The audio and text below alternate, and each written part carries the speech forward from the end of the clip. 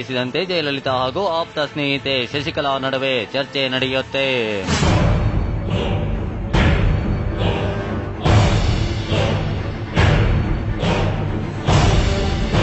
ತಮಿಳುನಾಡಿನಲ್ಲಿ ಒಂದು ದೊಡ್ಡ ಚರ್ಚೆ ಶುರುವಾಗಿದೆ.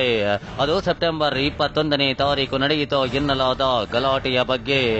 ಆ ಗಲಾಟೆ ಯಾವುದೋ, ಅದೇಕೆ ನಡೆಯಿತೋ, ಆ ಗಲಾಟೆಗೂ ಜಯಲಲಿತಾ ಅವರ ಸಾವಿಗೂ ಸಂಬಂಧವೇನು ಅನ್ನೋದನ್ನ ನಿಮ್ಗೆ ತೋರಿಸ್ತೀವಿ ನೋಡಿ. ಅಂದಾಗೆ ಜಯಲಲಿತಾ ಅವರು ಆ ದಿನ ಬರ್ತಾ ಇದ್ದಂತೆ ಶಶಿಕಲಾ ಅವರ ಜೊತೆ ಮಾತು ಆರಂಭಿಸುತ್ತಾರೆ. ಆದಾಯ ತೆರಿಗೆ ಇಲಾಖೆ ದಾಳಿಯ ಬಗ್ಗೆ ಇಬ್ಬರ ನಡುವೆ ದೊಡ್ಡ ಚರ್ಚೆಯೇ ಆಗುತ್ತೆ.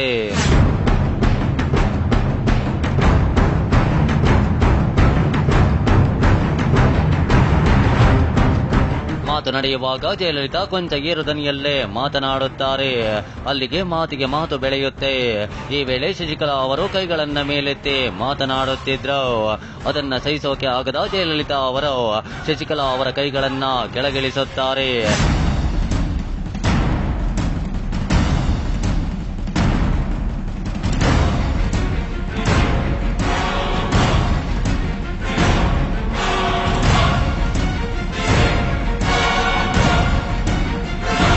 ಚರ್ಚೆ ನಡೆಯುವಾಗ ಜಯಲಲಿತಾ ಅವರು ಮೆಟ್ಟಿಲುಗಳ ಸಮೀಪದಲ್ಲಿ ನಿಂತಿದ್ರು.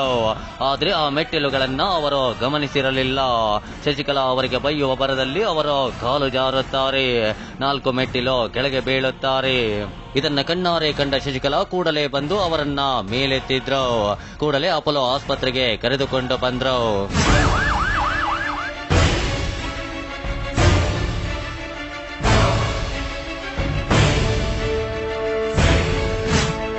ಹೀಗೆ ನಡೆದಿದೆ ಹಾಗೆ ನಡೆದಿದೆ ಅಂತ ತಮಿಳುನಾಡಿನಲ್ಲಿ ದೊಡ್ಡ ಚರ್ಚೆಯಾಗ್ತಾ ಇದೆ.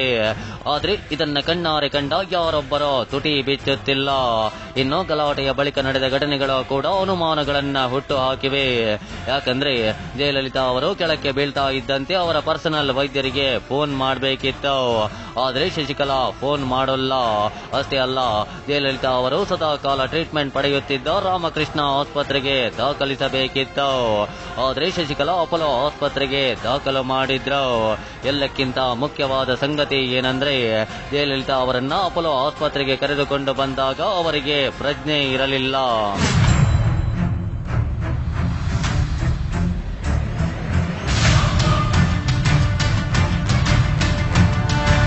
ಮಾರನೇ ದಿನ ಜಯಲಲಿತಾ ಅವರಿಗೆ ಪ್ರಜ್ಞೆ ಬಂದಾಗ ಅವರು ಒಂದು ಕ್ಷಣ ಬೆಚ್ಚಿ ಬಿದ್ದಿದ್ರು.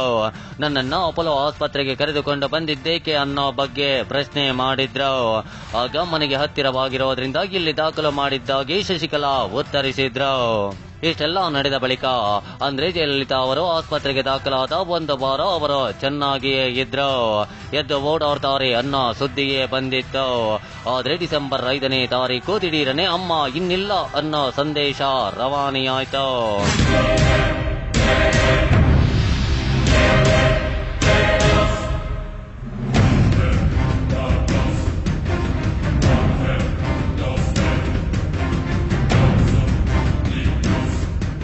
ಈ ಎಲ್ಲಾ ಘಟನಾವಳಿಗಳನ್ನ ತಮಿಳುನಾಡಿನ ಜನ ಚರ್ಚೆ ಮಾಡುತ್ತಿದ್ದಾರೆ.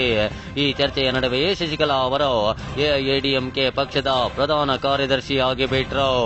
ಈಗ ಅವರೇ ಸಿಎಂ ಆಗೋಕೆ ಹೊರಟಿದ್ದಾರೆ. ಇದು ಹಿಂದಿನ ಎಲ್ಲ ಅನುಮಾನಗಳಿಗೂ ಟ್ವಿಸ್ಟ್ ಸಿಗುವಂತೆ ಮಾಡಿಬಿಟ್ಟಿವೆ. ಪ್ರಿಯ ವೀಕ್ಷಕರೇ, ಇದುವರೆಗೂ ಶಶಿಕಲಾ ಅವರ ವಿರುದ್ಧವಾಗಿ ಯಾರೊಬ್ಬರೋ ಮಾತನಾಡಿಲ್ಲ.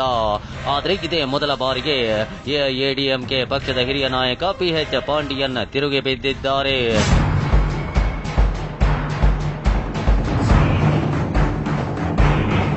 Why is the hurry to become the General Secretary of the largest democratic party founded by MGR? MGR's charisma only funded this party. He founded it, he funded it.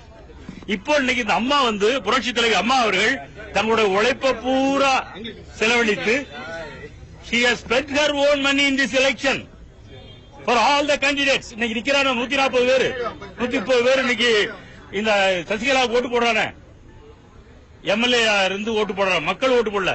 She was not elected by the people. See, the present conduct reveals their prior conspiracy. The present conduct after the admission to the hospital, conduct after her death goes to prove their malicious intention. Shashikala ಅವರು ಮುಖ್ಯಮಂತ್ರಿಯಾಗುವ ಯಾವುದೇ ಅರ್ಹತೆ ಇಲ್ಲ ಅನ್ನೋದನ್ನ ಪಾಂಡಿಯನ್ ಮಾಧ್ಯಮಗಳಿಗೆ ತಿಳಿಸಿದ್ದಾರೆ. ಅಷ್ಟೇ ಅಲ್ಲ, ಶಶಿಕಲಾ ಅವರನ್ನ ಮುಖ್ಯಮಂತ್ರಿಯನ್ನಾಗಿ ಮಾಡೋಕೆ ಪಕ್ಷದ ಯಾವ ಕಾರ್ಯಕರ್ತ ಕೂಡ ಒಪ್ಪೋದಿಲ್ಲ ಎಂದು ತಿಳಿಸಿದ್ದಾರೆ. ಇದರ ಬೆನ್ನಲ್ಲೇ ಜಯಲಲಿತಾ ಅವರ ಅಣ್ಣನ ಮಗಳು ದೀಪಾ ಕೂಡ ಸಿಡಿದೆದ್ದಿದ್ದಾಳೆ. ಆ ಮೂಲಕ ಶಶಿಕಲಾ ಅವರು ಮುಖ್ಯಮಂತ್ರಿಯಾಗುವ ಹಾದಿಯಲ್ಲಿ ಅಡೆತಡೆಗಳು ಎದುರಾದಂತಾಗಿವೆ.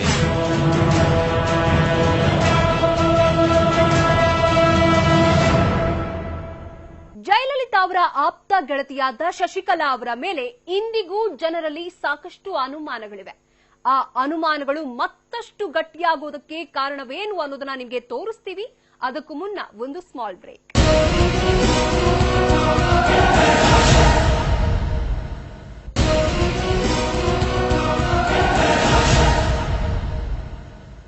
ಜಯಲಲಿತಾ ಮತ್ತು ಶಶಿಕಲಾ ಅವರ ನಡುವೆ ನಿಜವಾದ ಸ್ನೇಹವಿತ್ತು. ಅವರ ಸ್ನೇಹ ಎಂಥದ್ದು ಅನ್ನೋದನ್ನ ಯಾರೊಬ್ರು ಅರ್ಥ ಮಾಡ್ಕೊಳ್ಳೋಕೆ ಆಗಿರ್ಲಿಲ್ಲ. ಆದ್ರೆ ಮುಂದೊಂದು ದಿನ ಆ ಸ್ನೇಹವೇ ಜಯಲಲಿತಾ ಪಾಲಿಗೆ ಮುಳುವಾಗ್ಬಿಡ್ತು. ಅದು ಹೇಗೆ ಅನ್ನೋದನ್ನ ತೋರಿಸ್ತೀವಿ ನೋಡಿ.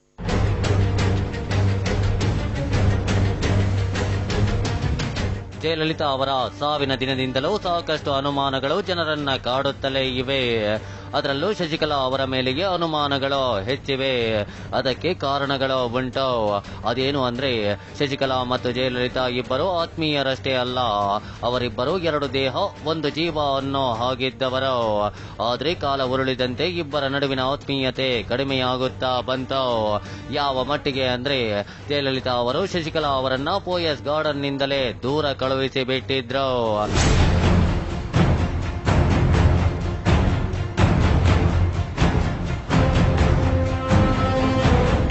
ಜಯಲಲಿತಾ ಅವರ ಪ್ರತಿ ಸೋಲು ಪ್ರತಿ ಗೆಲುವಿಗೆ ಸಾಥ್ ಕೊಟ್ಟಿದ್ದವರು ಶಶಿಕಲಾ. ಜಯಲಲಿತಾ ಅವರು ಜೈಲು ಸೇರಿದಾಗಲೂ ಜೊತೆಯಲ್ಲಿದ್ದವರು ಶಶಿಕಲಾ ಮಾತ್ರ. ಹೀಗಾಗಿಯೇ ಏನೋ ಶಶಿಕಲಾ ಕ್ಷಮೆ ಕೋರುತ್ತಿದ್ದಂತೆ ಪುನಃ ಇಬ್ಬರು ಒಂದಾದ್ರು. ಆದ್ರೆ ಎಡಿಎಂಕೆ ಪಕ್ಷದ ಕಾರ್ಯಕರ್ತರು ಹಾಗೂ ತಮಿಳುನಾಡಿನ ಜನರಿಗೆ ಜಯಲಲಿತಾ ಅವರ ಬಗ್ಗೆ ಅನುಮಾನ ಇದ್ದೇ ಇದ್ದವು. ಜಯಲಲಿತಾ ಸಾವಿನ ಬಳಿಕ ನಡೆದಂತ ಘಟನಾವಳಿಗಳು ಆ ಅನುಮಾನಗಳನ್ನ ನಿಜ ಎನ್ನುವಂತೆ ಮಾಡುತ್ತಿವೆ.